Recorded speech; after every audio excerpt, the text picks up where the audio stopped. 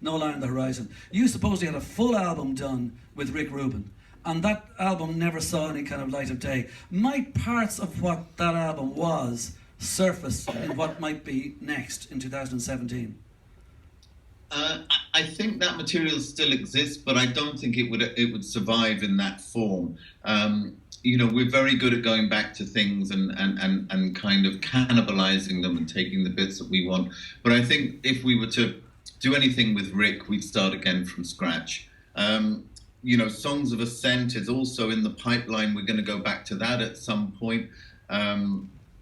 This feels like the end of a cycle for us. This record will probably there'll be some sort of change after that. We just won't be working at the same level of intensity after it. So, the future's wide open. It really depends on where we are in say 4 or 5 years' time. And will you be bringing the 2016 tour that people saw, but not that many saw, because there weren't like 1,000 dates? There's plenty of other places to bring it in 2017. Is that what's going to be live in 2017, what we've seen in 2015?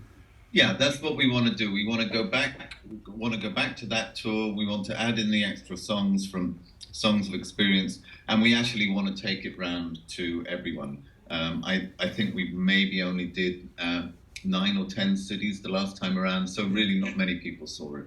And Friday night, the first time you properly played this year in terms of an audience out front. I mean, what's it like? Is there any kind of we'd say in Ireland, a brown trouser moment? Is there anything? Do you know what I mean?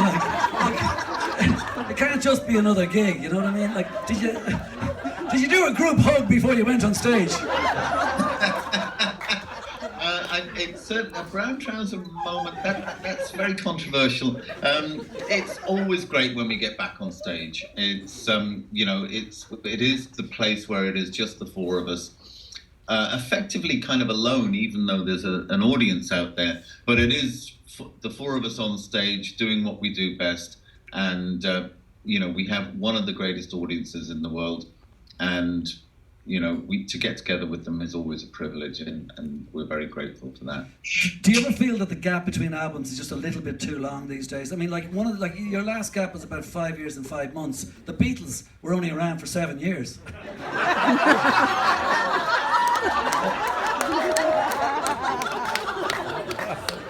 Very well made point. I'm mindful of the gap. I don't like the gap. It is a long time between records.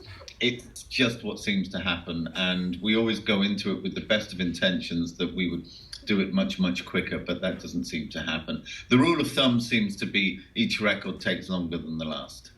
Each record takes longer than the last. Well, let's hope it's not as long for next time round, because we were supposed to get something in 2016. We got nothing.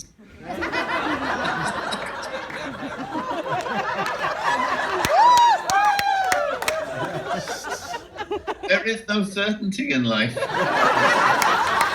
there isn't. Well, listen, Adam, it's been a real pleasure. Can I just say, and I think you'd like to thank everybody that's here today, in the Rock and Roll Hall of Fame and the U2 people for the 40 years to celebrate the birthday of U2. They've been fantastic all weekend, and we've had a great time. And I think you probably want to say thank you, folks. Thank you all very, very much. It's been a really good 40 years, and thank you for looking after Dave while we're not there. Thanks, Adam. Good luck. Take it easy, right?